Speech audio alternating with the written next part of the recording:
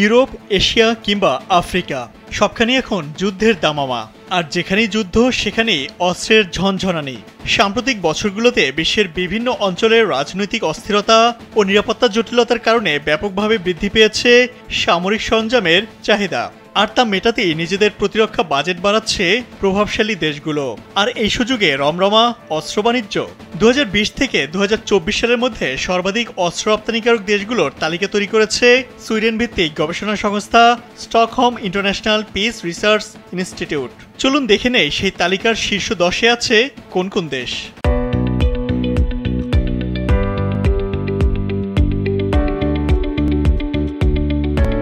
অস্ত্র রপ্তানি তালিকায় সবার শীর্ষে আছে মানবাধিকারের বাণী ছড়ানো মার্কিন যুক্তরাষ্ট্রের নাম। প্রতি বছর বিশ্বজুড়ে যে পরিমাণ অস্ত্র বাণিজ্য হয় তার 43% যোগান দেয় এই দেশটি। বছরে তারা গড়ে প্রায় 15,000 কোটি ডলারের সমরাস্ত্র রপ্তানি করে থাকে। প্রশ্ন হচ্ছে, এত অস্ত্র কিনছে কারা? মার্কিন অস্ত্রের প্রধান ক্রেতার তালিকায় রয়েছে সৌদি আরব, ইউক্রেন, জাপান, অস্ট্রেলিয়া, দক্ষিণ কোরিয়া ও পোল্যান্ড। দেশটির রপ্তানিযোগ্য সামরিক অস্ত্রের মধ্যে রয়েছে উন্নত যুদ্ধবিমান, F-35, F-16 এর মতো জঙ্গি বিমান। এছাড়া আকাশ প্রতিরক্ষা ব্যবস্থা, চালকবিহীন উড়োজাহাজ, ক্ষেপণাস্ত্র, হেলিকপ্টার ও ট্যাঙ্ক রয়েছে এ তালিকায়।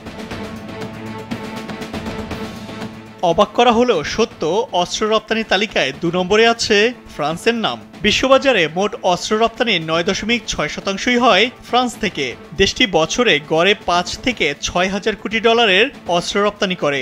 ভারত, কাতার ও গ্রিস ফরাসি অস্ত্রের প্রধান ক্রেতা। দেশটি রাফাল যুদ্ধবিমান, সাবমেরিন, ফ্রিগেট, ক্ষেপণাস্ত্র, হেলিকপ্টার সহ নানা ধরনের সামরিক সরঞ্জাম রপ্তানি করে থাকে। বৈশ্বিক অস্ত্র রপ্তানিতে রাশিয়ার অংশীদারিত্ব 7.8%।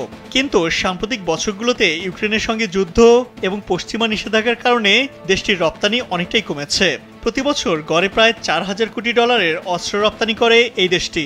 তাদের প্রধান ক্রেতা ভারত, চীন ও কাজাখস্তান। S-400 ও S-300 বিমান প্রতিরক্ষা ব্যবস্থা, সুখোই ও মেঘ যুদ্ধ বিমান, ট্যাঙ্ক, কামান সহ নিজেদের তৈরি বিভিন্ন সামরিক সরঞ্জাম রপ্তানি করে পুতিনের দেশ রাশিয়া। বৈশ্বিক অস্ত্র রপ্তানিতে চীনের অংশীদারিত্ব 5.9%। দেশটি প্রতি বছর গড়ে 2,000 কোটি ডলারের অস্ত্র রপ্তানি করে। চীনা অস্ত্রের প্রধান ক্রেতা পাকিস্তান, সার্বিয়া ও থাইল্যান্ড। চীন মূলত হালকা যুদ্ধবিমান, ড্রোন, ফ্রিগেট, কামান ও রকেট সিস্টেম রপ্তানি করে থাকে। তবে সাম্প্রতিক ভারত-পাকিস্তান যুদ্ধের পর চীনা যুদ্ধাস্ত্রের ব্যাপক চাহিদা বেড়েছে। বিশ্ববাজারে মোট অস্ত্র রপ্তানির 5.6% হয় জার্মানি থেকে। তারা বছরে প্রায় 1,500 কোটি ডলারের অস্ত্র রপ্তানি করে। জার্মান অস্ত্রের প্রধান ক্রেতা হল ইউক্রেন, মিশর ও ইসরায়েল। জার্মানির লেপার্ড ট্যাঙ্ক, টাইপ 212 সাবমেরিন, কামান ও সাজোয়াজান বিশ্বজুড়ে বিখ্যাত। মূলত প্রযুক্তি ও স্থায়িত্বের দিক থেকে বেশ উন্নত তাদের সামরিক সরঞ্জাম। বৈশ্বিক অস্ত্র রপ্তানিতে ইতালির অংশীদারিত্ব 4.8%। দেশটি প্রতি বছর প্রায় 800 কোটি ডলারের অস্ত্র রপ্তানি করে। কাতার, মিশর ও কুয়েত দেশটির প্রধান ক্রেতা। হেলিকপ্টার, ফ্রিগেট, ক্ষেপণাস্ত্র ব্যবস্থা ও বিমান প্রতিরক্ষা প্রযুক্তি রপ্তানি করে ইতালি। বিশ্ববাজারে মোট অস্ত্র রপ্তানির 3.6% হয় যুক্তরাজ্য থেকে। দেশটি প্রতি বছর প্রায় 500 কোটি ডলারের অস্ত্র রপ্তানি করে। যুক্তরাজ্য থেকে সবচেয়ে বেশি অস্ত্র কেনে কাতার, যুক্তরাষ্ট্র ও ইউক্রেন। যুক্তরাজ্য টাইফুন যুদ্ধবিমান, যুদ্ধজাহাজ, সেন্সর, রাডার ও ড্রোন সরবরাহ করে থাকে। বৈশ্বিক অস্ত্র রপ্তানিতে ইসরায়েলের অংশীদারিত্ব 3.1%।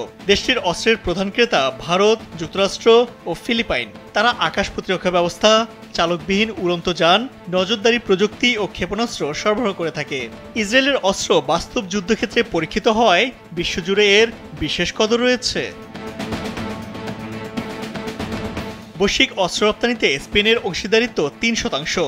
দেশটির প্রধান ক্রেতা সৌদি আরব, অস্ট্রেলিয়া ও তুরস্ক।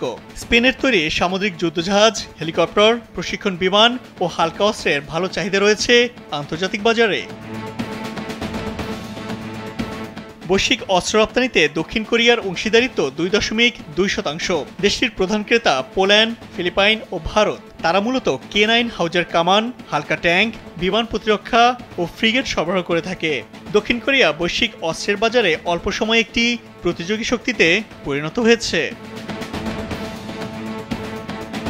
ইমতিয়াজ আহমেদ, কালবেলা।